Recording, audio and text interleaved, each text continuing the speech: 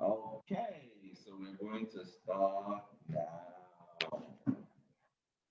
Michelle, good afternoon, good morning to all of you from wherever you are joining us today. I'm Manju Iyer, CEO and founder of Talent Scout Global Consultancy, Dubai. Talent Scout Global is a recruitment, training, and development company. We've been here for the past 6 years and we have clients across the region. This session, I would like to welcome you all to the special session today. The session is going to be very special. And you know why it is very special? Because we have a great personality with us. And that great personality is none other than Michelle Raymond. She is the HR specialist and international TEDx speaker. I would like to talk a lot about Michelle, but first, let me take you to this vision behind the session. The topic for this session today is standing out in a crowded job market, CV, LinkedIn, and interview tips. Every week, my team generally looks over 200 to 300 resumes, but very few stand out. The reason for this would be answered by our speaker today. But we have a live example here. We have a person who's so talented and we have selected him in this pandemic era. His CV was standing out, his interview skills were excellent, and he is none other than Mr. Ifi Ibrahim. Let me introduce you to Mr. Ifi. Thank you so much, Manju. That was a lot of high praise. I'm almost blushing. Okay, thank you very much, guys, for joining us for this session. We're really excited about the session. In the last couple of months, there has been a pandemic. A lot of people have lost their jobs. People are looking to make them move to the next level in their careers. But I was very lucky. In the last month, I joined Talent Scout and the amazing company that Talent Scout is building. I know you have a lot of burning questions. I know you have a lot of things that you need to know. And Manju and Michelle, and hopefully myself, would answer these questions during the very interactive Q&A session. But I'm really excited. I really like that word excitement, by the way. I'm really excited about something. So we're going to be giving out one free CV and LinkedIn optimization. And hopefully we can also maybe help place the candidates as well at the end of the session. And I know we're going to give out one more thing, but I'm going to allow Michelle to talk about that. So please go ahead, Madge. Moving straight into the webinar, and without any further delay, let me introduce you to our HR specialist, visibility strategist, certified master, NLP practitioner, and award-winning international TEDx speaker, Michelle Raymond. Please welcome Michelle. Okay, cool. So I'm not Michelle, by the way. But I just wanted to say, so Michelle's coaching and speaking has been featured on the BBC, Sky TV, People Management, HR Grapevine, and so many platforms. So please try to write down as much as you can during the session. So let's start with that. Guys, thank you so much. Gosh, do you know what? I do a lot of public speaking, and before COVID, used to do them a lot on in person. And so when people used to introduce you and you're all mic'd up and ready, you know, it's so easy to get taken up by the glory and all the stuff that we do. But I just want to say, humbly, first of all, I just want to say thank you, because although I do quite a few webinars and I do quite a few public speaking, it's always nice to be able to deliver what I know in front of a new audience. So first of all, I just want to say thank you to Talent Scout for putting this together and to making it possible. So what I'm going to do, I'm going to get us started straight away, and I want to make this a very highly engaged webinar. So rather than me just talk, I'm going to give you certain things to do. You're going to use that chat box because I want to see some of your comments on there. I will be more than happy to unmute people. If you have a specific question, I'll be able to answer that directly for you. So I'm going to share my screen with you and just want to make sure that you'll be able to see it. Right, so what I'll do before, for Iffy, if you could, this is what I want to do throughout this session. If anybody else comes in the waiting room, we can just let them straight in. Okay. Yeah, so just so we can, so no one doesn't need to wait, so they don't miss any opportunities. Because it's coming up on my screen, so I'm just making sure. Okay. Yes. Yeah, thank you. And also, if you see any comments in the box that whilst I'm doing my webinar, feel free to stop me, and I'm happy to take if there's any burning questions that can't wait to the end, basically. All right. Okay. Awesome. I'm going to share my screen. Guys, can you see my screen? Just put a thumbs up. Yes, we can. Awesome, awesome. Brilliant. So I'm going to minimize my window so I won't be able to see people straight away. Awesome. Good. So this is how to stand out and get your dream job. So when Talent Scout approached me to deliver this webinar, I just thought, brilliant, this is my bag. Now, I don't do career coaching anymore, but I'm still a HR consultant, and I still do a lot of, I still see a lot of CVs. I still know what it means to stand out in a crowd. So I thought I can put this together for them. So let's just get on so I can tell you. So first and foremost, I want to thank absolutely everybody that has joined. I don't know how many people's on live at the moment. I think there might be about 40 or 50 people, but I just want to say thank you so much. And as a thank you, I want to give away a free resource for you. It's called the Personal Mastery Blueprint, the roadmap to discover your true success. And the reason why I put this together is because even though you're looking for a job, you may not be starting a new business per se. It is a mindset game. And this blueprint helps you train your mind to start thinking like a champion, to start questioning your ability and your competence. So it's absolutely free. Just go into my website afterwards. I'll share the link with you and feel free to download that. And also, Manju had said before that the most engaged person will get a free LinkedIn and CV optimization. So these are the key discussion points that we're going to be looking at today. Why your personal brand is more important than ever before. We're going to go through what personal branding is and how you stand out in a crowd. Also, we're going to be looking at how to create a compelling and worthwhile digital profile. Now everything is online. The world has changed. So how do you stand out in the market? Then we're going to look at how to build your relationships before you need it. Yeah, that's what we're going to be looking at. And then CV and interviewing secrets straight from the HR desk. And my promise to you is I'm going to give you everything. Anyone that knows me, there's a couple of people here who are joining today that know me quite well. They know that when I run webinars and challenges, I give absolutely everything. So I'm not going to try and overwhelm you, but I'm going to give you enough to get you to the next step. All right. So just a little bit about who I am and what I do. So I've worked now with over 400 entrepreneurs in raising their visibility. I've been doing this I've been actually doing that part of the business for about 3 years now, but I've been in business for 4 years. And I've helped them secure dream jobs. I've helped them get featured in publications, on TV, and to win contracts more than £1,000. Also, I'm a speaker, as I mentioned before, and I've traveled to Dubai a number of times.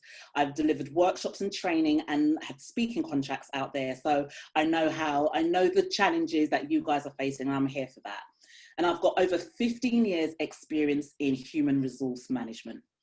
I am that person who sits on the other side of the desk, ensuring that the right person is the right fit for the company, that this is the right person who's going to take the company to the next level. So that is what I've been doing, and I've worked with some really great brands on that.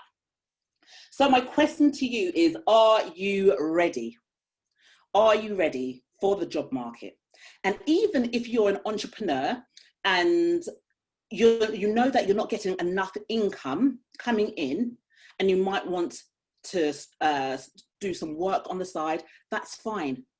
And you shouldn't be embarrassed. There's nothing to worry about. There's nothing to be embarrassed about. Many people are doing it because they need consistent income during this time.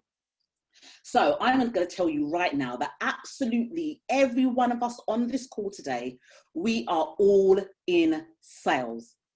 Every single one of us, we're all in sales. I don't care if you're interested in being an accountant or an engineer or a social media architect. It doesn't matter. You are in sales. Yeah. Why? Because you are selling your personality. Each time you show up online, you're showing your personality and your character. You're showing your skills, your competence, your knowledge, and your expertise. So we're always in sales. The world of work has changed dramatically. I'm doing a number of interviews, even tomorrow actually, for a CEO position. And I'm looking at the types of CVs that are coming in. You have to change with the times, guys. The way that you used to do things has changed. It cannot remain the same. All of this, as you see these two pictures show, they're very indicative of what's going on now. That if you're doing an interview in a public room, you might be wearing a mask. How do you come across? How does your personality come across when you're wearing a shield? Most things are going to be done online, virtual interviewing. How do you show up? I purposely, for today, I wear bright colors anyway. So I purposely wore this blue with blue accessories because I'm here to make an impact. This is no time to shy away. So I want to talk to you about your personal brand, how you show up online and how you market to yourself. This is what your personal brand. If somebody was to ask you a question and say to you, let's say if there's a person in the room, if it was Iffy, for example, how does Iffy's personal brand show up online? How is he being marketed? Are you on LinkedIn? It signals what you stand for, what you've accomplished, and what you're capable of achieving. When people mention your name, it should conjure up images. What do people think about you when your name is mentioned? When you ring somebody and your name comes up on caller ID, what do people think? Do they think you're the type of person, oh my God, that person's going to give me a headache. She's only going to be complaining and moaning. Or do they know that when they pick up the phone, they're going to get positivity. They're going to get life. They're going to get good experience. What does your brand say about you? And your brand has so many different benefits online. You get found by recruiters. There's recruiters right now looking at LinkedIn. They're looking for the right people to fit the roles that they have available right now. Have they seen you? Have you been found? You'll be found by companies like in-house recruiters, HR, people like me who are looking for the right people, and it shows initiative. So I'm going to share with you 3 things that you need to be doing to define your value proposition. Are you ready? You need to determine the requirements of the recruiter. And when I say that, this is what you have to do. If you look at a job description, the job description talks about the role. Yeah, they talk about what the job is doing. And at the bottom, they look at the person's specification. The person's specification is very important to you as a job seeker, because the job seeker the person's specification talks about the type of person they want. If they want somebody who can manage and lead a staff, somebody who's been in charge of P&L accounts, look at that job specification, the person specification. That's the bit that is really important to you. And it's also the bit that us recruiters, us HR use as a criteria for our line of questioning. So if you want to know what types of questions are going to be in the interview, look at the person's specification. Then you need to look, how do my skills meet the requirements of that job role? Now, sometimes you may not have the specific direct experience, but look at your transferable skills. What have you done in an earlier job that you can utilize that is easily transferred to those requirements? And determine your competitive advantage. What makes you different? Let me tell you, I've not always been here. I haven't just arrived. It took me years to get to where I am now. And there was a time when I was in the job market and I didn't have a job. And I remember going in the UK, we had, used to go to the centre where, like this job centre. And I had a folder, a lever arch folder full of jobs that I've applied for. And nobody wanted to know. Nobody wanted to know. But I had to work out what was my secret sauce, what made me stand out. So I'm going to ask you these same questions, and I want you to write them in the chat box. What are the strengths that others acknowledge in you? What do other people say about you? I want you to write that in the chat box, and I want to see them. So I'm going to open my chat box so that I can see. What are the strengths that others see in you? Then I want you to write down, when faced with an obstacle, what are your go-to skills? Are you a good negotiator? Are you a good problem solver? I'll tell you, one of the key skills that I have, I am able, and I didn't even know it was a skill. That's why it's good to ask other people what they think your key skills are, because sometimes it's hard for you to see it yourself. So when I did the same exercise, somebody said to me, Michelle, you are so great at getting huge amount of data and information, which is complex, and changing it in a way to easily transfer simply to other people. So you make things simple. And I didn't even think that was a skill. I thought, who does that? Is that a skill? But when I think about it, last year or the year before, when GDPR came into the UK and into Europe, I was able to disseminate that information and make it simple for business owners. And I was being called left, right, and centre to deliver GDPR training or to speak at GDPR conferences, literally because I found a skill that somebody else recognised in me. So I want you to look at that. And what was the most successful project you worked on, and what made you successful? What made you successful? So I want you to look at that now. Now, can I just find out, Iffy, has anyone written anything in the comments? Yes, we have a lot of comments from people. Yeah, brilliant. So speak to me. Yes. So we have Natasha, my drive and positivity. Aqua Bailey, I'm a good listener. Maxine says confidence and clarity. Thomas says good communication skills. Sharon says she's a people learner. Brenda says solution focus. Henry says problem solver. Aqua says, Oh, wow. Good, guys. You are working. Thank you so much. I could just barely pick up what you were saying, Iffy, but I can see there's lots of comments there. So thank you, guys, because I'm going to give you a little test. Here is an exercise for you. I want you to ask 5 people who know you well. So it could be people in your family, it could be your friends, and ask them what they think your strengths are. Remember that story I told you, how I had to ask somebody else. So I want you to find out from them. You don't need to do it right now. This is after the webinar. Just go on text message or WhatsApp and just say, what are the key strengths that you see in me?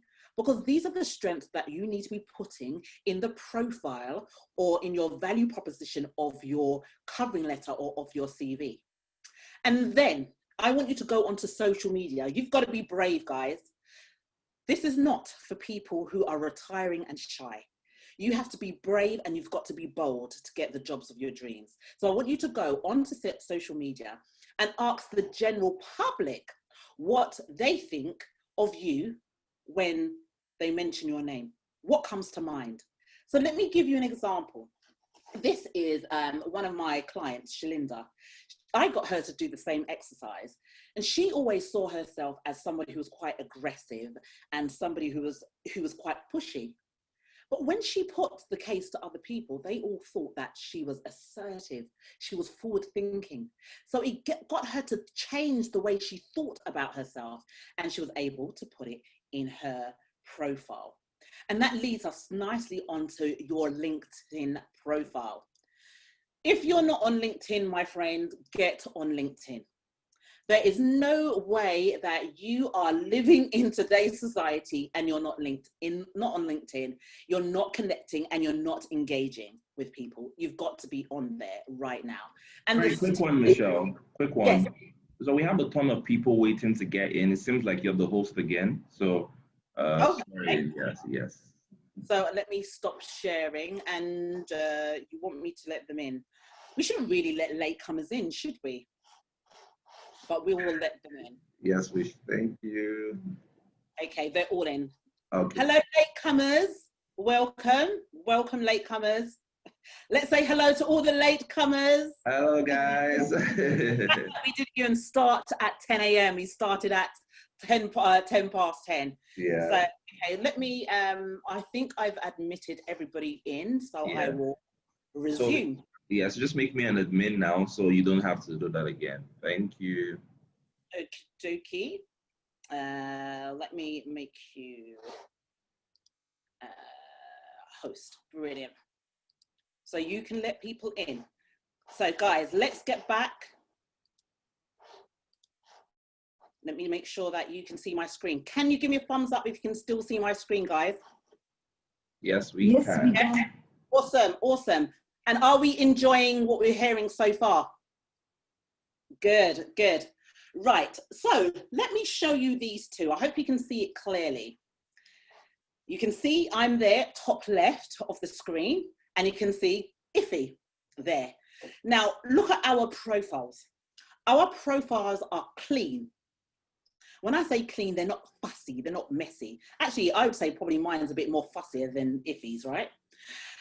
But they are clear. They're unambiguous. It tells you what we do in an instant. So as you can see in the cover, I say helping entrepreneurs leverage their skills and expertise, making them more visible so that they can make a bigger impact.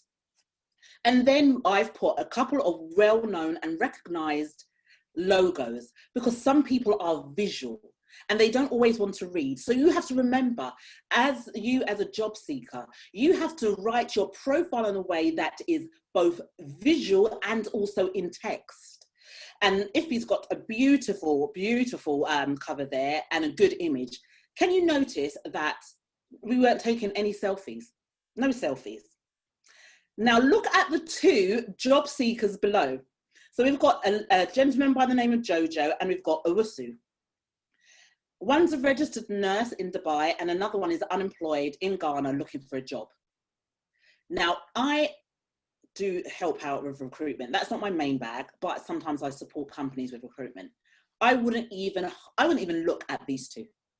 There's no cover image. So that means they haven't even taken the time to get a cover image. One of them doesn't even have a picture. I'm sorry, Owusu, if you're joining today, Owusu, I'm here to break down your LinkedIn and to make it work for you. No picture, no picture. And then we've got Jojo, and I assume Jojo's taking a selfie because he's looking down and the picture's just not a great picture. And then if you look also at the text, the copy, Jojo looking for a nurse job in Dubai, all lowercase. All of this is part of your personal brand, people. How you even write your profile is part of your personal brand, lowercase. And then we've got, and also another thing to bear in mind is your connections. So if you're new on LinkedIn, you're not going to have a huge amount of connections. But what LinkedIn does, when you have less than 500 connections, it actually states exactly how many connections you have. People by people. And I know it's not great, but people judge. Now, Owusu only has 20 connections. What does that tell me about Owusu? As a recruiter, and I've got one role and I have 100 people applying for the one role, am I going to take Iffy or am I going to take Owusu? Am I going to take Michelle or am I going to take Jojo? So I want you to really look at your LinkedIn profiles, and obviously Talent Scout, they're going to be offering the opportunity to be able to support you on that. So they'll look at all of that. They'll look at your profile, what you write underneath your name. That's all important. And as well as endorsements and recommendations. Endorsements and recommendations act as a reference before you get a job. Now, remember when we go for a job and they say, oh, we would love to see some references. But before we even do that, we're checking you out on LinkedIn. We want to see what people have said about you. Now, guys, you have to remember, you don't just want anybody to say, oh, Michelle is great or Manju is wonderful. That's not enough. If you're going to get endorsements and recommendations on your LinkedIn, please prepare your person to write something substantial. So I'm just going to read this one for ease. Karen, I worked with Karen as she was my client, and she said, I work with Michelle as a client on her course of how to get paid speaking engagements. She is thorough. That's telling somebody that I leave no stone unturned. Michelle knows how to break information down to the simplest of terms so everyone can understand. Now let's play that back. Did I not say that one of my key skills is that I simplify complexity? There it is here. She is a consummate professional, yet she can hang out too. Anyone knows me, I like to have fun. I like to have a laugh. And that's part of my brand. I'm professional, but I like to have fun. She has proven to be trustworthy, and I'm happy that I chose to work with her on this subject. She's a known and profound leader in her field and an absolute progressive. If you want to be better, go higher, reach further, let Michelle work with you. You want to get recommendations, endorsements like that. These ones matter. So I want to talk about the differences between a CV and a LinkedIn profile. They are not the same. They are not the same. Your CV showcases your skills and accomplishments, but your LinkedIn profile highlights your personality and character. This is the time where you get to show who you are. Many companies are looking for people more than just having the qualification and the skills. They want the personality. They want the culture fit or the culture add. They want someone to come with character. They want people who they know is going to be such a great fit for their existing workforce. Your CV doesn't show that. Your LinkedIn profile does. And that's why you need the power of video. Now, this is a shot of a video that I've done. I look a bit scary in that video because I just screenshotted it. But LinkedIn videos generate more than 300 million impressions on the platform. And it earns an average of 3 times the engagement, more than text.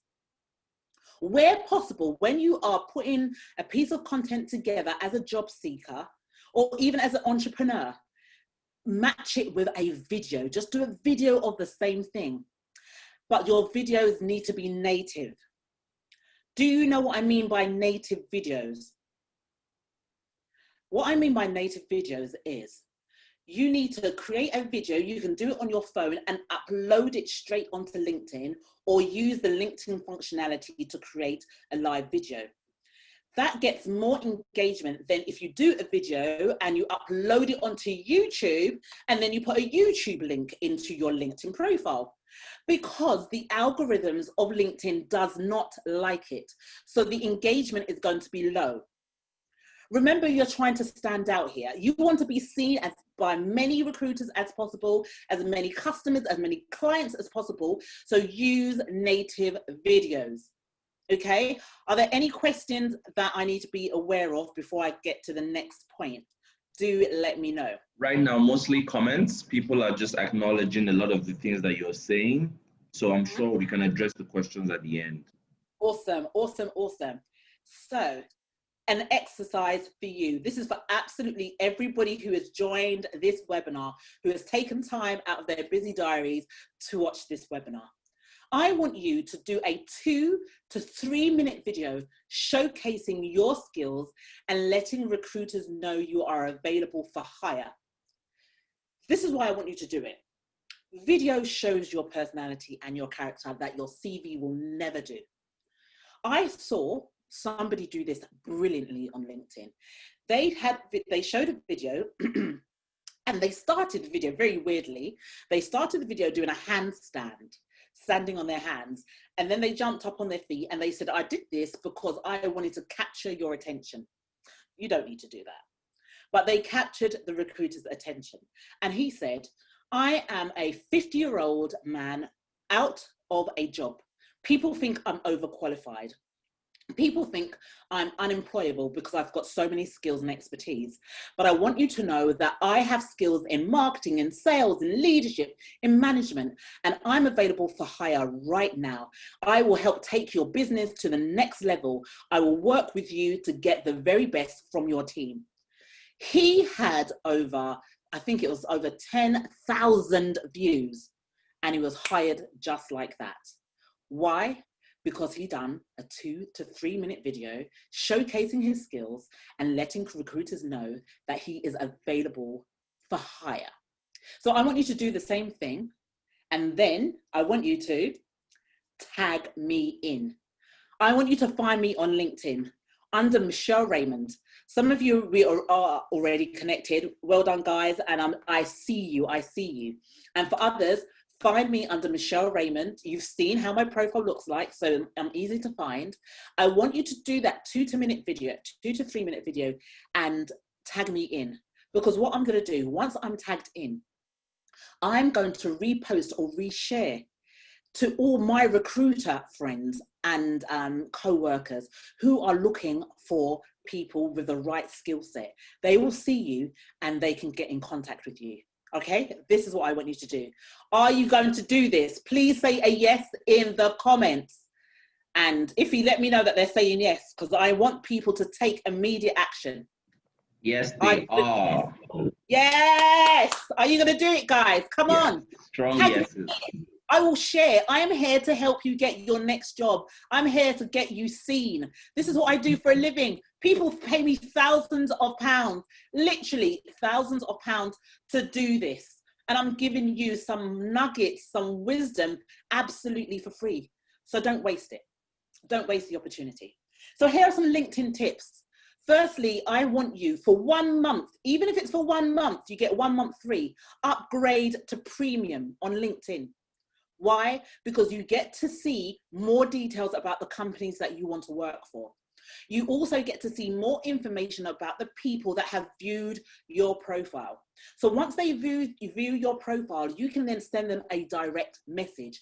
This is how the engagement works. We all do it. No spamming. You are building relationships and connections. So upgrade to premium for the month. You get it absolutely for free, or if you want to pay further, I think it's probably around $49 or around that a month. But the intelligence you get from that is amazing. Never copy your CV into your profile. Don't do it, guys. I've seen so many people do it. It's lazy. You're not showing initiative. Don't do it. If you want to see how to create a great profile, look at Iffy's, look at mine. Manju is going to help you with that. I want you to also create content that showcases your expertise.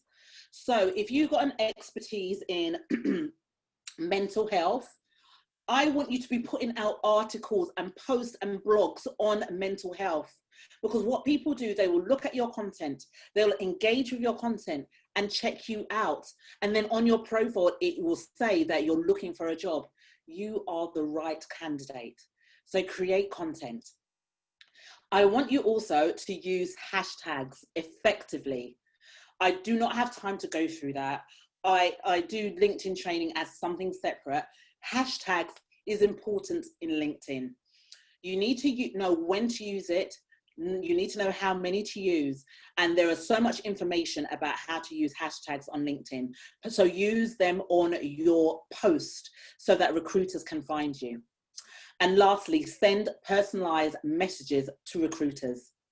Do not do a spam where you send lots of messages to the same people, to different people, but it's the same message. Personalize it. Have a look at the jobs. Have a look at the company. Talk about the company in your message. This is what will build the rapport. Good. Are you with me? We are coming on the home straight. Are you with me? Now, this is build it before you need it. Guys, I am an avid fan of this strategy. I believe that you need to build your relationships before you need them. So in the comments, I want you to put 1, 2, or 3 for me. How many times have you secured a job through responding to an advert as opposed to using your network? Put 1, 2, or 3 in the comments for me. 1 is never. I usually get or often. It happens to me all the time. I'm always getting jobs. Then if that's the case, you shouldn't be here. Or is it 3? I rarely, possibly 1 or 2 in my career. So please put, guys, you are engaging. 1, 1, 1, 2, 2, 2. Yeah, I see you. I see you. Lots of engagements. Yeah, I love it. I love it. It makes for a perfect webinar when people engage. 1, exactly.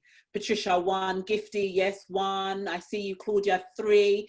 Okay, yeah, that's definitely. Someone had a 2 there. Paula, well done to you, Paula. That means you've got a brilliant profile and brilliant CV. Good for you.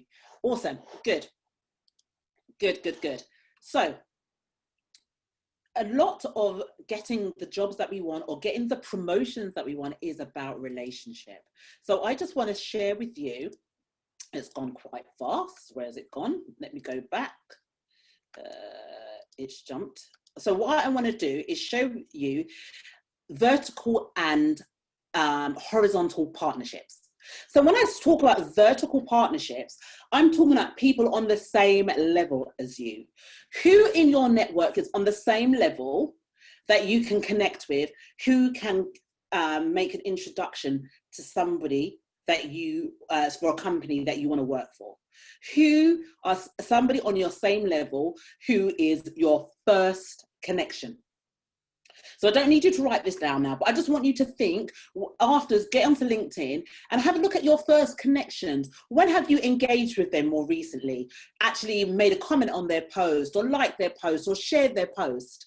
Because I definitely believe in the law of reciprocity, where when you do one good thing for somebody else, they feel compelled to do something good for you back.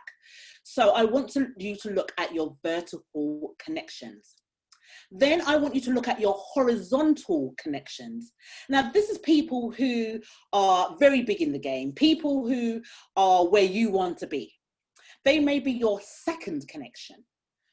Why not reach out and connect to them and say, you know, there's different introductions that we can share with you on how to make those introductions to your horizontal partnerships. In life, it's not just about who knows you, but it's about who you know. Who do you know and who knows you? Because these people will open the door for you when opportunities come. You need to get around people that when they are in a room, they bring you in, that they say your name when they're at the table. I have done this a number of times. Even when I went to Dubai earlier on this year, when the opportunity came up, I looked at my vertical connections and I said to the person who hired me, if I'm coming over to Dubai to deliver some training, I know of other people who can do this. They're equally as good, if not better than I am, and I want to bring them in. And he said, okay, there's some other opportunities. And I was able to take not 1, not 2, but 3 people over to Dubai with me earlier on in January of 2020 to deliver training. They got their flights booked for them. They got their hotel accommodation and breakfast and dinner, and they got paid for delivering training. Now, this was because that person, they had built vertical relationships with me. They had partnered with me. So I opened the door for them.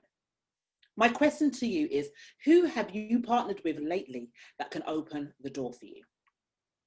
So when people want to make an introduction for you, I use this methodology. It's called the SCFE. This is where you want someone to make an introduction for you, but they're busy, they're time poor. They don't have time to think of what to put in the email to position you as the best person. So you create the email for them. It's called the self-contained forwardable email. You create the email for them. You even give them the title of the subject line and any call to action. So literally they copy and paste. Because people don't have time. Oh, what should I write in this introduction? What should I write in this feedback for you? Do it for them. make their job easier for them. And this is a brilliant tactic. I found it on Forbes and I've used it all the time because people are type poor. You want to be introduced to someone, make it easy for you to be introduced. Okay, brilliant. So the last area I want to cover today is CV and interviewing techniques. My first slide is say no to Canva. How many of you here use Canva to create your CV? Or you just love Canva? I love Canva. My hands is up. I love Canva. I actually designed this PowerPoint presentation on Canva. So I use Canva all the time. But I would advise you guys steer away from creating your CV on Canva if you're not a graphic designer or applying for a graphic designer role. Let me tell you why. So you see these two CVs in front of you. Aesthetically, they are beautiful. Aesthetically, they're very creative. It's got beautiful icons, beautiful colors, lovely, great. The problem is some of the roles you're applying for, they have a system that scans CVs. They're called an applicant tracking system, ATS. Some of you may have heard this already.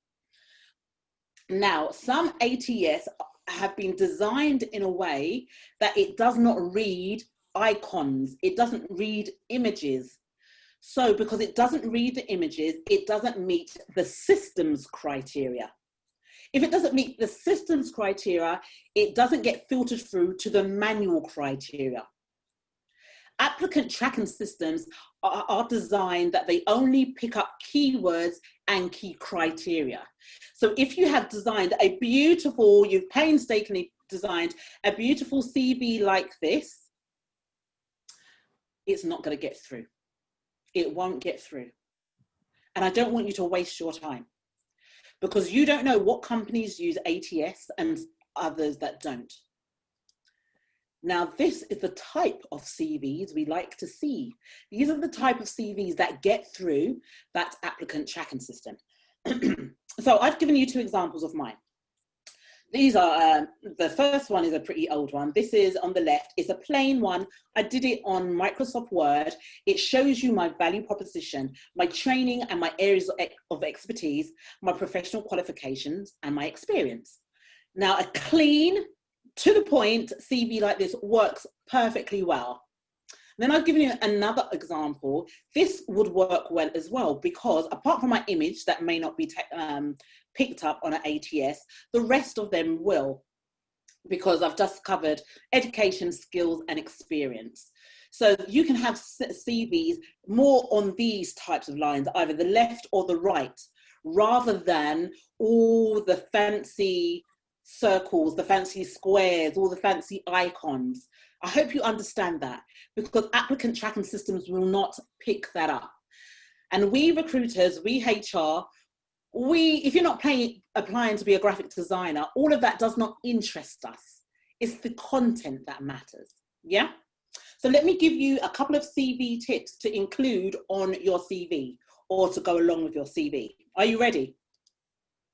Value proposition. At the very top of your CV, some people call it a profile, that's fine. It's telling the reader, this is how valuable I am, and this is how valuable I will be to you. That's the profile you write at the top of your CV.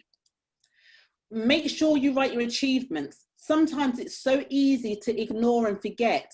This is where you have been instrumental in providing value. These are your achievements.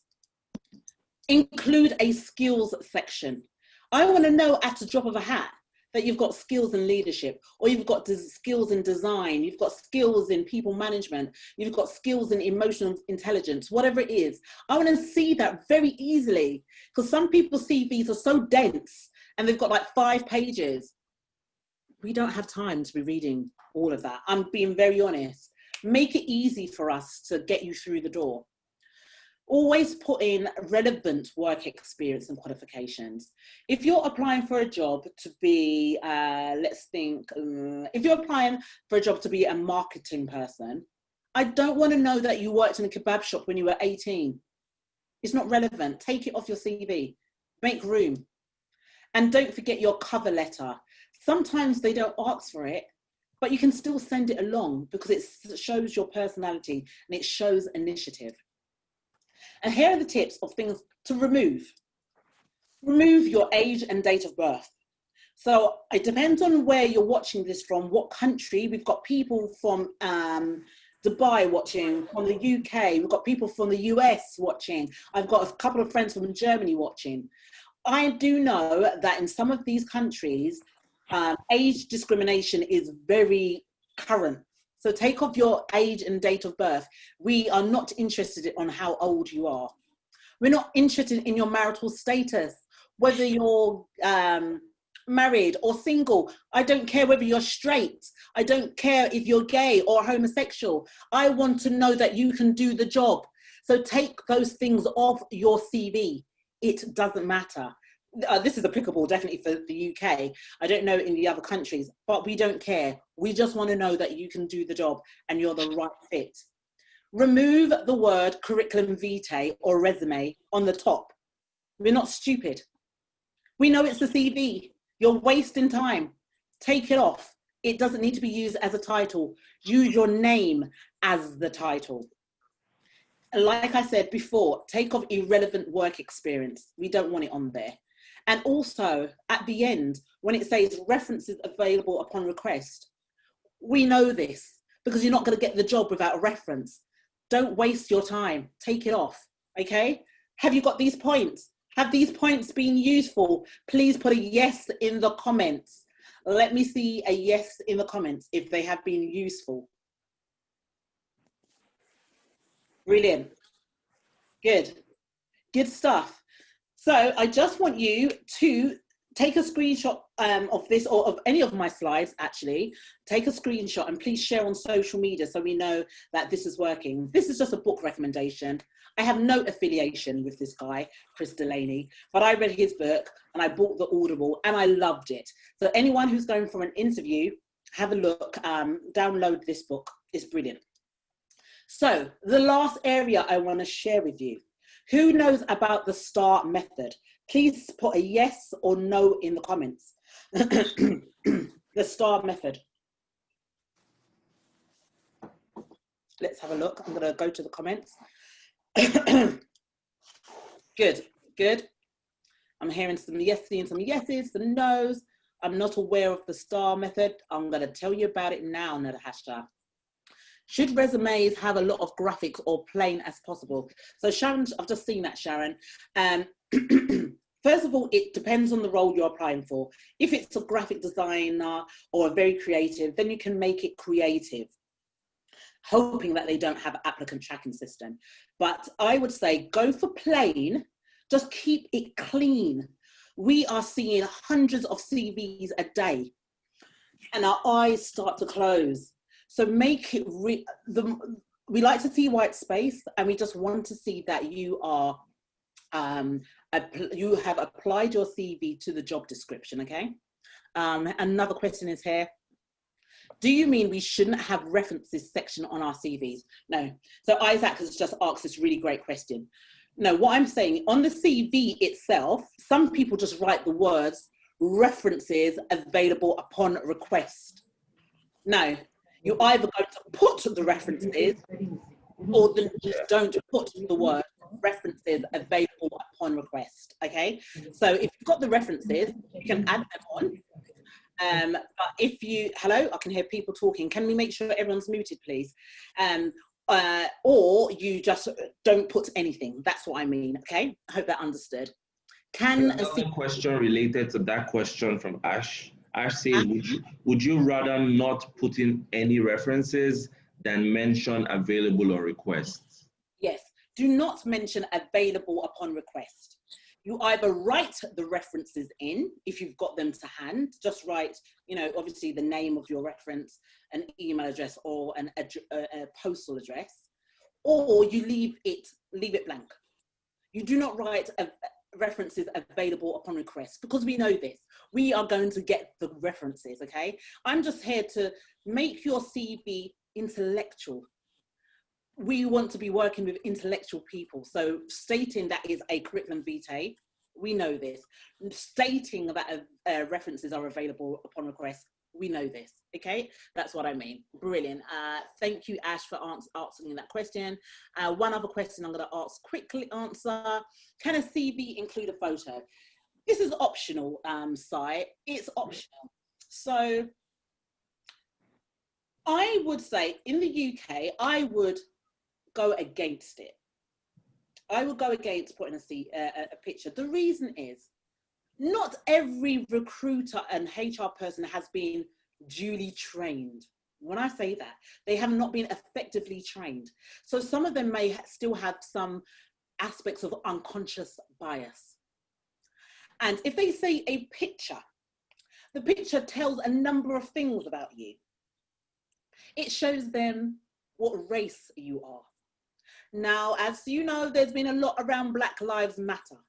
So my thing is, if a recruiter has not been trained in unconscious bias, has not been trained on how to how to manage CVs and interviews, they may have a little bit of biases there. We want to make you the best possible fit for the organization in the sense of don't give them reason to discount your CV.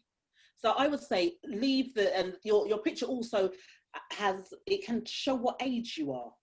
And once again, not every recruiter has been trained.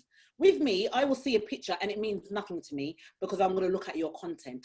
But with other recruiters, unfortunately, they may have some unconscious biases. So that's why I need you to be aware. So, be mindful of that. Let me answer one more question before I move on.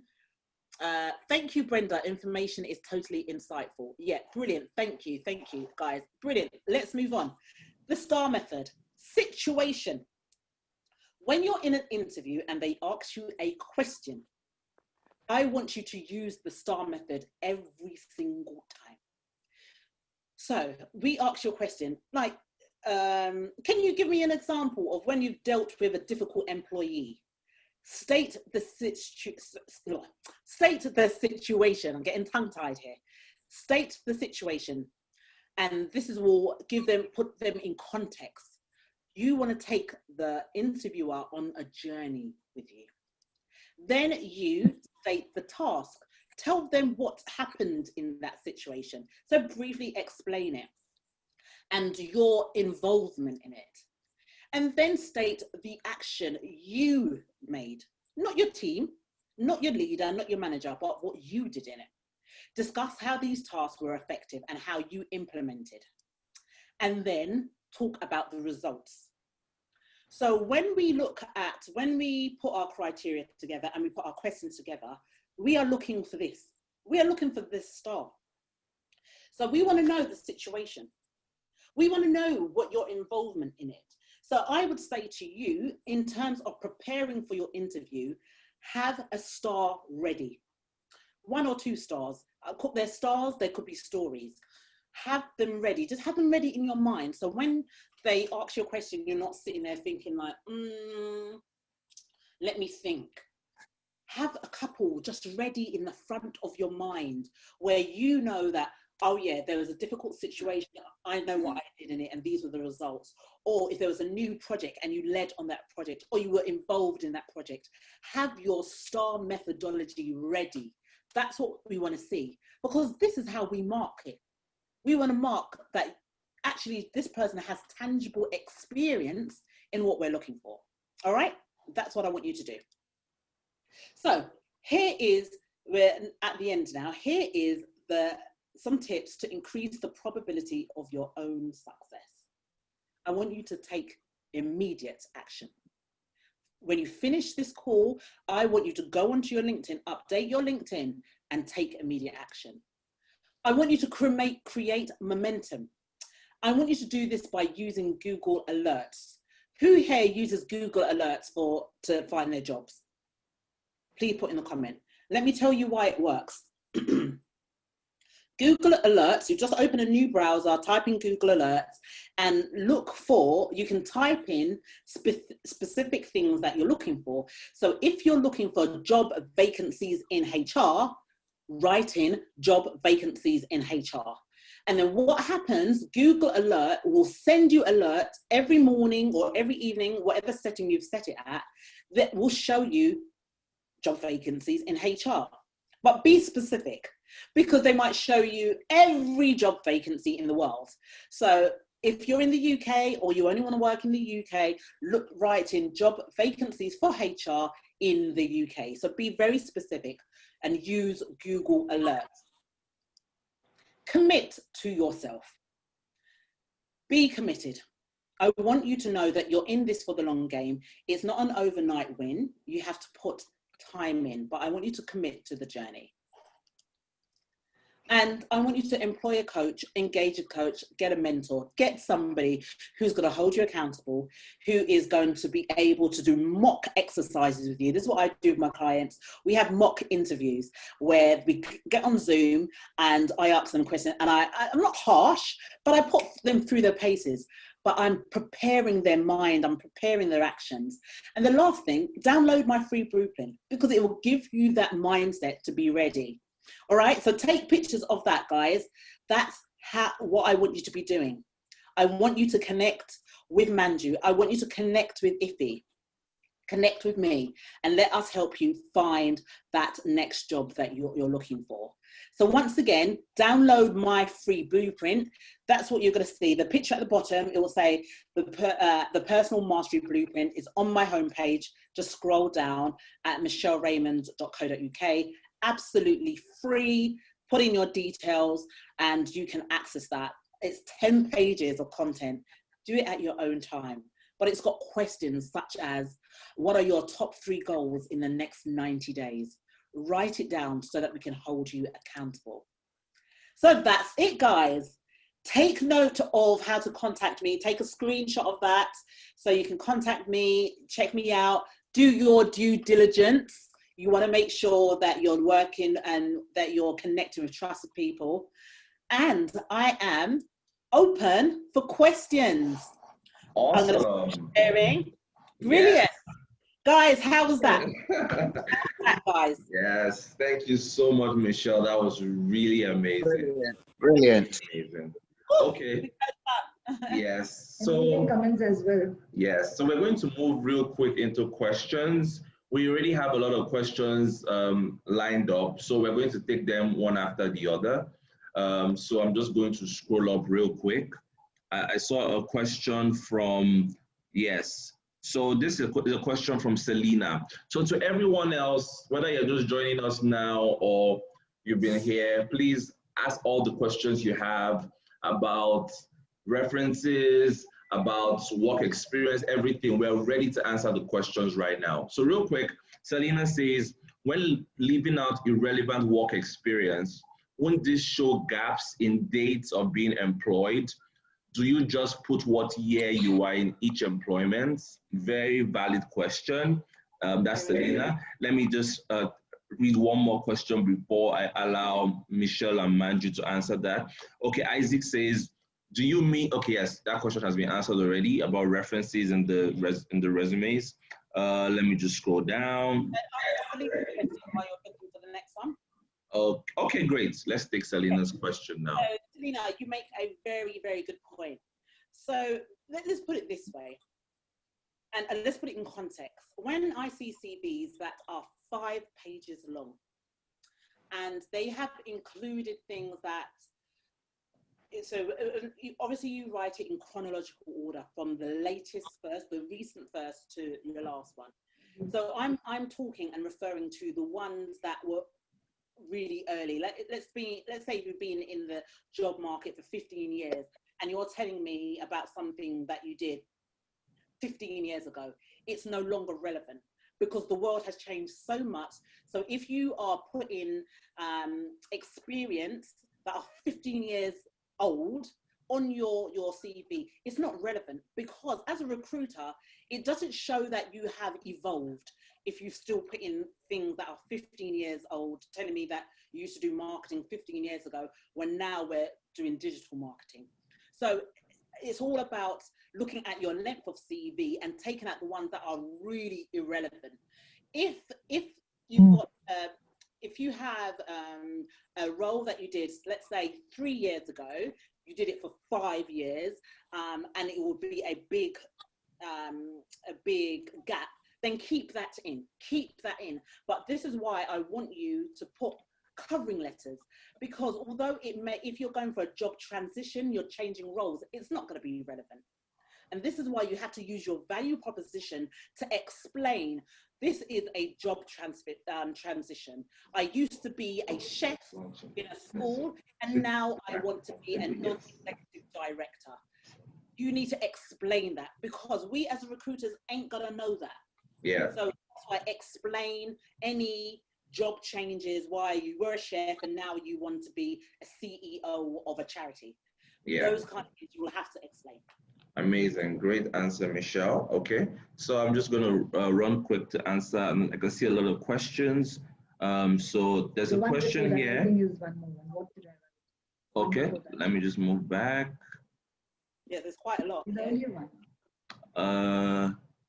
Okay, I think I cannot see that question. Okay, the question I can see here now from Isaac. He says, what's your advice for a skilled African who wants to get a remote job in Europe and the US?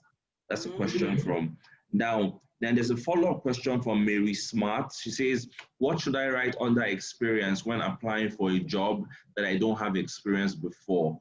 Because you said we should let go of irrelevant experiences. So the first job is from Isaac, was asking a question about remote jobs. So I can just quickly say something about that. There's a website called remotejobs.io.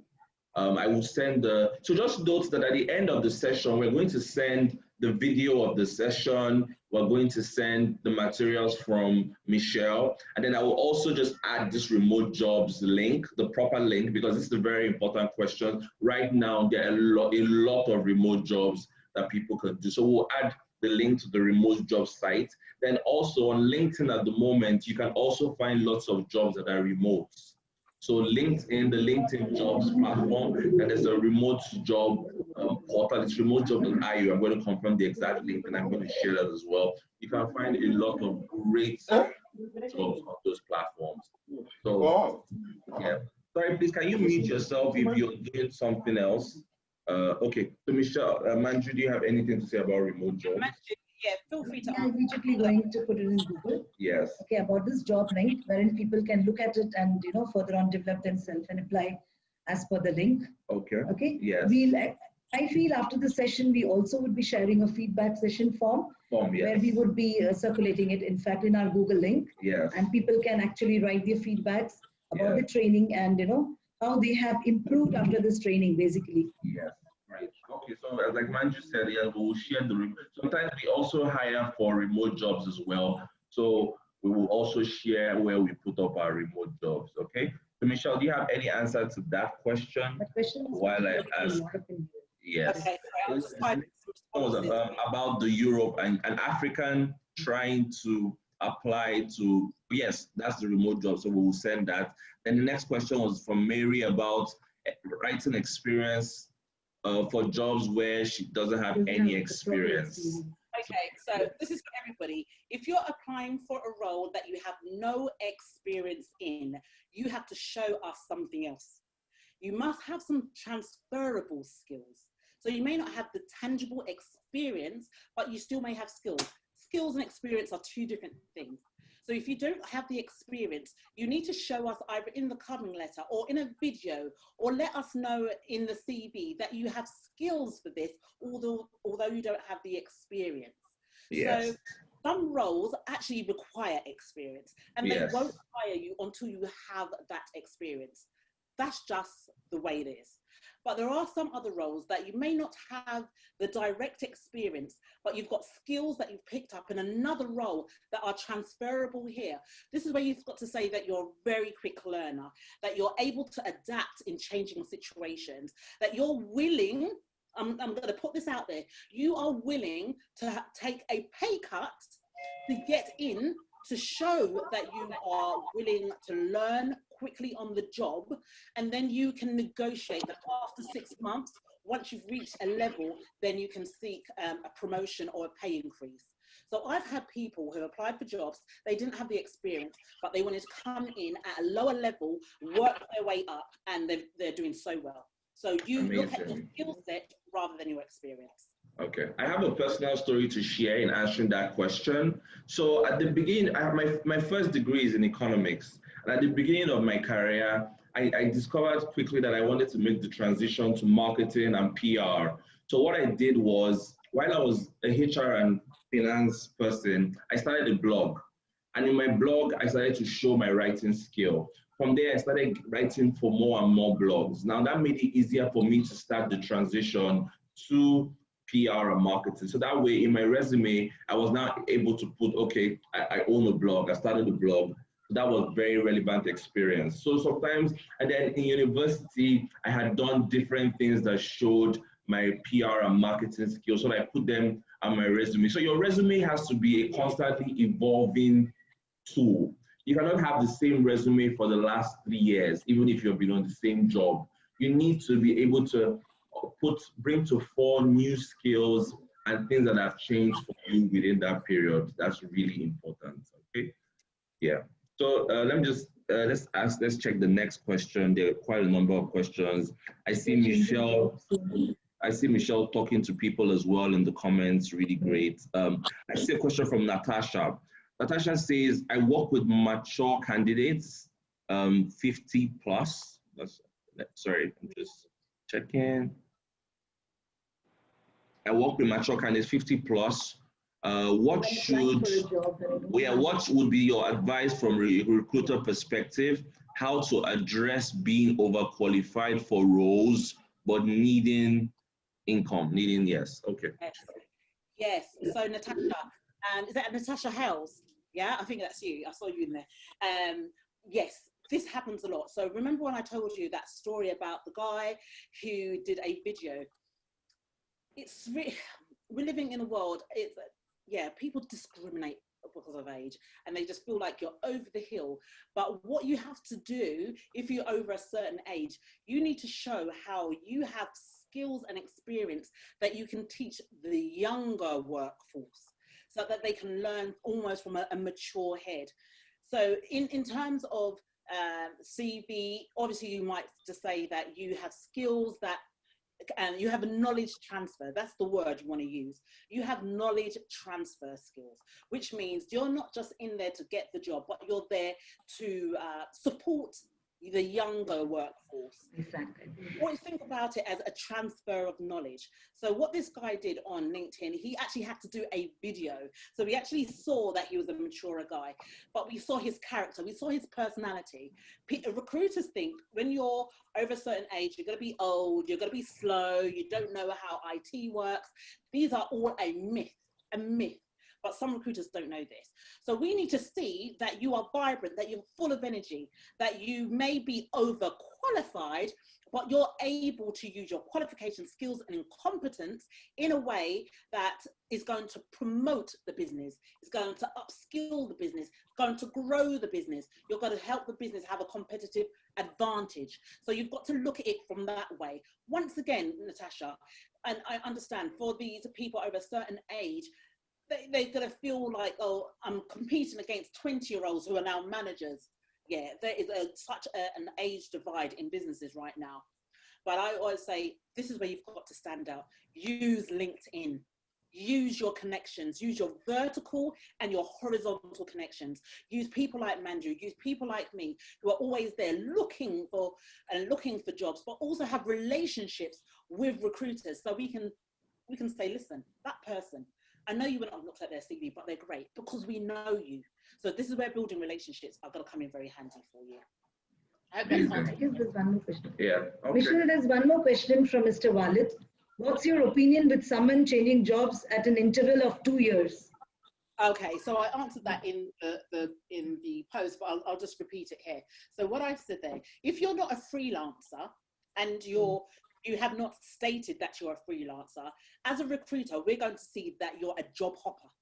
So if you've been in one job for 2 years, you've been in another job for 1 year, and you were an employee, you're going to look like a job hopper.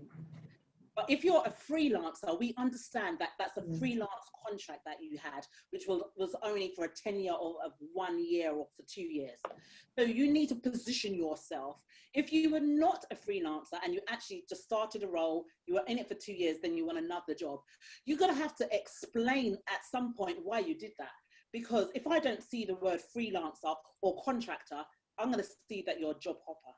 So be mindful of those kind of things. If you didn't take a fixed term contract for a period of time, you need to explain that, you wanted to take this role for 2 years, and it could have been something happened and it wasn't the right fit for you.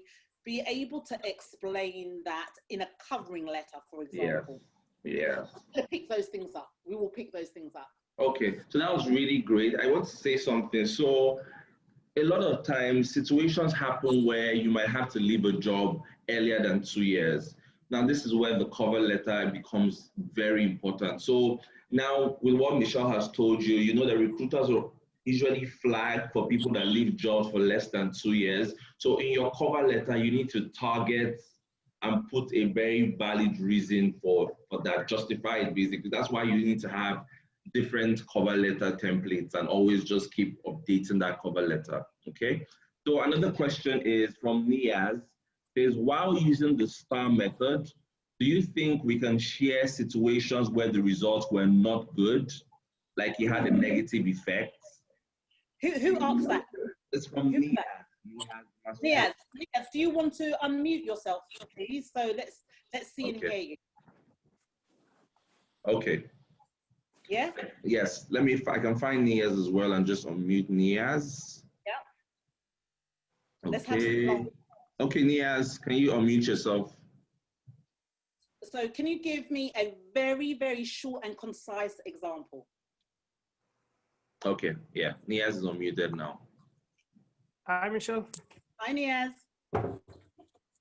Actually, there was a situation when I was working as a service advisor in an automobile company.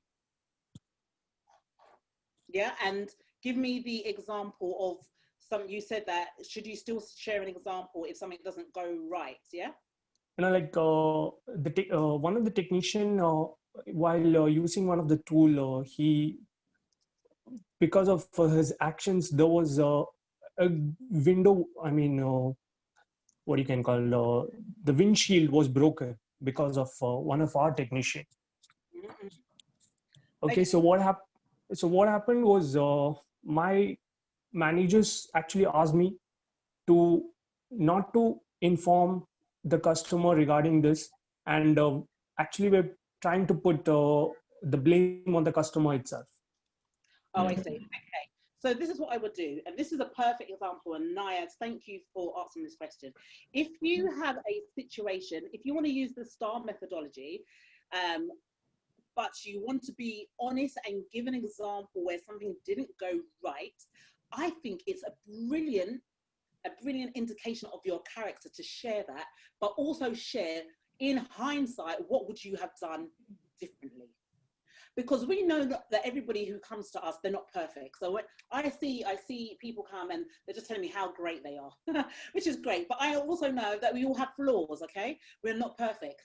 So if you can show an example of, a situation happened and it didn't go as I expected, or it didn't go well, then you also add, if I had to do this again, this is what I would do differently. You show your learnings.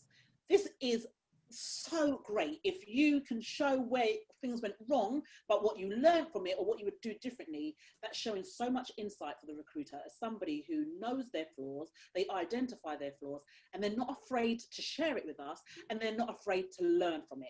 You'll get bonus points for that. So thank you for that, Niaz. Amazing. Okay. Yes, thank you. Thanks a lot, Nias. So we have another question. Okay, I see you answered Wahid already. So let me just scroll down.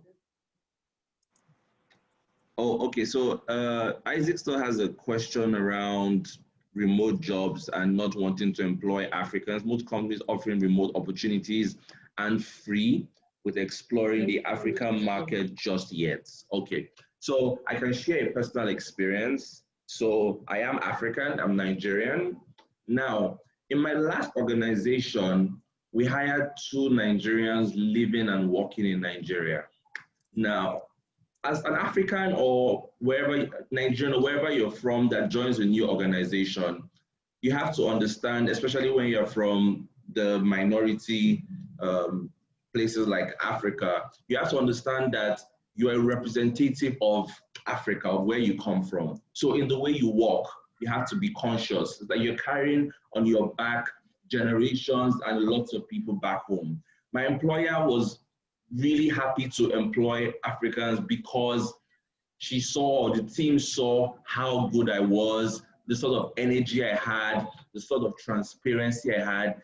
Listen, this is a secret. The truth is that in Nigeria, for example, we speak really great English, like better than a lot of people in the world. So if a client abroad is looking for like a customer service team that's not so expensive, there are lots of countries in Africa that are a great place to start from. There are companies like Andela. Andela is a company that hires developers. They've raised over $50 million, and what they do is they provide labor to the West. Now that's because they were able to show the pedigree of the developers in Africa. So you have to understand. So to answer your question, there are a lot of companies globally that are giving Africans and Nigerians the opportunity to work for them. So when you get in as a Nigerian or an African, you need to try to distinguish yourself, that way opening the door for more people. So that's my opinion. So I don't know if Manju or Michelle have I truly agree to this. I truly agree to this because we found something very unique in IFI. In fact, candidates who are very unique, we don't mind hiring them at all, be it Egyptian or a Nigerian or any nationality. So, yeah. Great. Okay. Michelle, do you have anything to say about that, or should I move to the next question? Yeah. What have we got here? So Bernard has said, can I give an example of star? Yeah, let's do that. Let's get, I'm going to share my screen again so you can see it as I do it. Just 2 secs.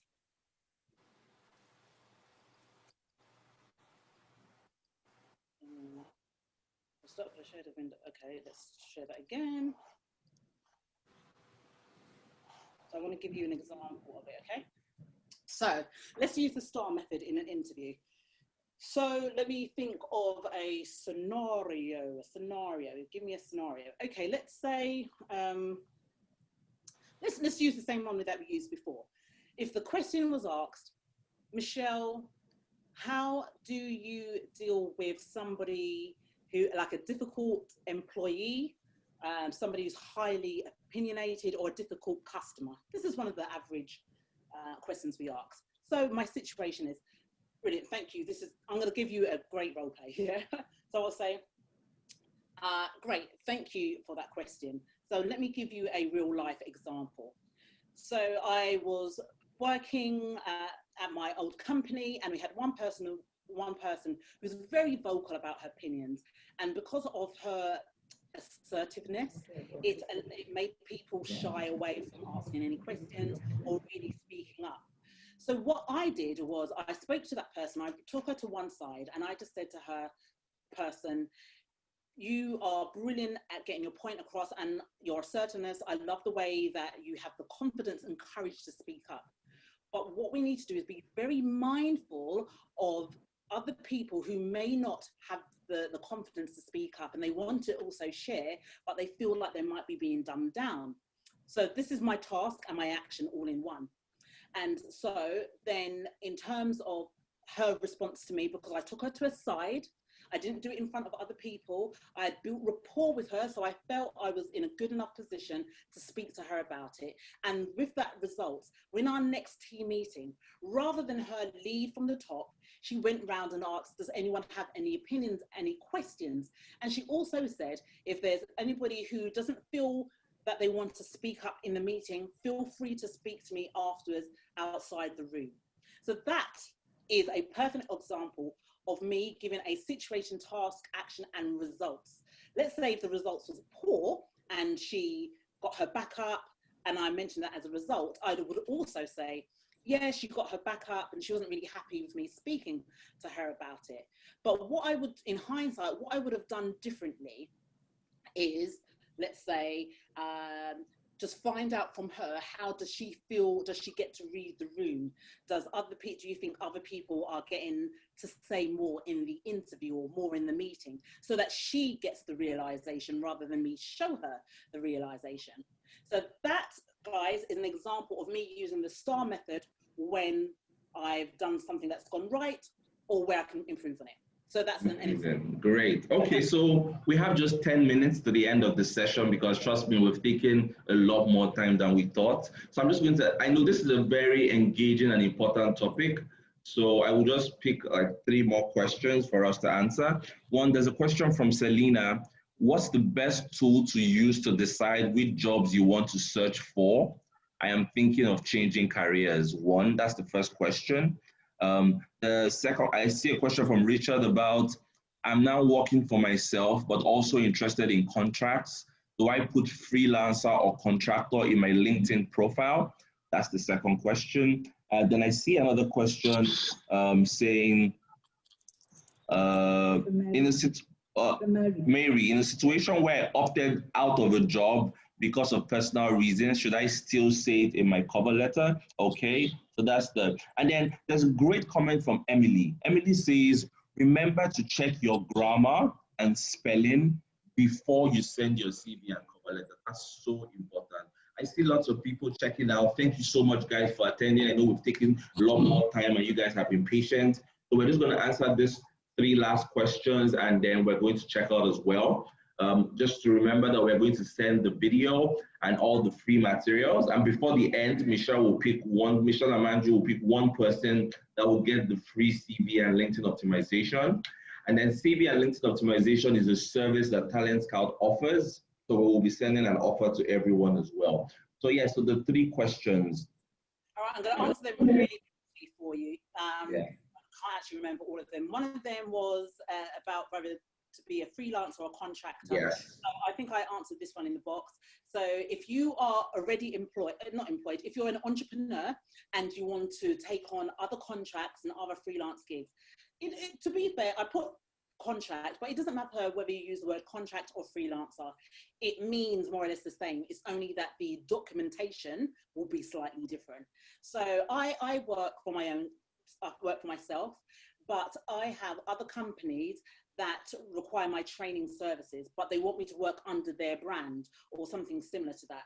So that's when I position myself as a contractor, because I'm not in the freelance business per se, but I will contract my services. That's what you're doing. You're not contracting yourself, you're contracting your services. So you make sure that a contract of agreement is created, so there's no ambiguity in terms of, are you an employee, who's looking after your own taxes, all of that. So I usually use the word contractor when I take on additional training. Okay, hope that helps. Great. Yes, it does.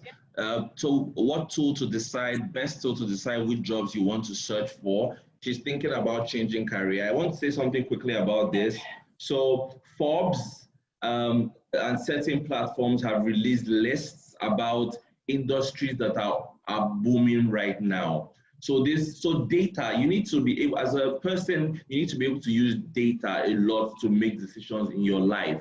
So right now, in the next 10 years, LinkedIn, yes, LinkedIn itself, LinkedIn has come up with a list of 10 careers that are on the rise. Opportunities are coming a lot more in those careers. So even within your present careers, you need to look for what are the current opportunities. For example, in recruitment, we are seeing that there's a rise in learning and development. There's a rise in using technology to recruit. So as recruiters, we are always looking towards those areas. So yeah, so look at platforms like LinkedIn, like Forbes. They have come up with certain areas that are on the rise in the next 5 to 10 years. So that's my feedback. Yes. And she should be able to do that. Yes. You know, it's difficult to. Okay. I hope that's answered your question. And just to add to that, on my personal mastery success blueprint, it gets you to really think in chronological order. You're changing jobs. What does that look like? What type of job do you want to do? What are your non-negotiables? So what are the things that I'm definitely not going to do? What things am I willing to think about doing? It could be about location, it could be price, it could be culture fit, it could be values. You have to make sure that your values align to the company's values as well. You don't want to work for any unscrupulous company. So really be very clear and have a very clear goal of where you want to be, because then it's easier to find the right jobs because you know what you're looking for and you're knowing what you'll definitely not take. Great. Okay. So the last question, that's the question around, let's see. Okay, looks like we have answered all the questions actually. And if anybody's got further questions, they can always email. Contact with you, and yes. You can connect with me on LinkedIn and stuff. So you'll get access to the video as well. Amazing. Okay. Okay. So on behalf of myself, on behalf of Manju and Michelle, we really want to thank everyone for joining this session. I know Manju has something to say. It's really been very interactive. We love this level of interaction. It's great to have seen the consistent numbers throughout the session. We hope we've been able to provide valuable information and feedback that will change your life with practical steps and tips that you can apply even today. Yeah, so we will share the materials. Manju and Michelle will pick the winner of the LinkedIn CV optimization right now. I would leave it to Michelle. Okay. Answered it perfectly. Michelle, okay. I want you to choose one. Okay. Right, let me just I'm going to randomly pick. But okay. I don't know. Can you, Manju, instead of doing one CV optimization, can we push it to 3 and we can get 3 people? Okay. Definitely, yes. We can push it to 3. Right. Okie dokie then. I'm going to go for, let me open my screen so we can see. Well, first and foremost, let's have a look at, I'm going to get a couple of people who showed up on camera. So Selena, you're going to be one. Woo, woo, woo, woo. Oh, everyone's coming on camera now, right? Okay. That is so good. And I had a couple of interesting questions from Bernard, who actually was sending me private messages as well that I couldn't answer all of them, my friend. So I'm going to put Bernard as one. Bernard. Okay, great. Bernard, okay. Good. And let's go on the next page because I can't see everyone. We've got like 43 people on, which is brilliant, absolutely brilliant. And one more. Okay, Manju, you choose one. So I've chosen 2. You choose one. Okay. So let's take a look. We don't have all the questions in our screen right now. Okay, so we're looking at all the people that have been. Let's see. Give it to Mary. Mary. Oh my God. Yeah. Okay. Yeah. Smart. Yes. Great. Amazing. Listen, guys, I just want to quickly say thank you before Manju takes over. I just want to say, first of all, thank you for everybody that joined today. It was so lovely engaging with you, so lovely sharing this with you. You know, this is my bread and butter. I do HR. So I wanted to give you from our perspective because people don't actually really see that. And so I wanted to get you smarter, just thinking smarter, especially you're dealing with people. Not everybody's trained, not everybody wants the best, so we need to put our best foot forward. So hopefully I gave you some nuggets, some insights, things that you can run with, and let's connect, let's keep the engagement going. Remember that vertical and horizontal partnerships, you're going to need that. You want to need that for getting a job and for internal promotions as well. Go on my website, download my blueprint. Any problems, give me a shout. And Talent Scout, thank you for having me. And well done to your first webinar. So well done, guys. Yay. Okay, so Manju. Thank you all of you all for joining us. And a great thank you to Michelle. But I would promise all these guys that Michelle would be joining us very often. We would be having a lot of webinars, and people would see Michelle in Dubai very soon. Yay. Because we are definitely organizing for a big training here in Dubai with Michelle. Because we would like everybody to see Michelle personally here and attend the sessions. So thanks a lot, Michelle, for joining us. Thank you. Thank you. Okay, so that's a wrap. Now, if you joined the session without registering on Eventbrite, you need to send us your details or we won't be able to send you the video or the blueprint. So please, you can send an email to service@talentscout.global. Service@talentscout.global. So just send us an email saying hi and we can get your email and we will share all the details with you. So thank you everyone joining us. Thank you, all of you. Have a good rest of the day, everyone. Bye. Bye.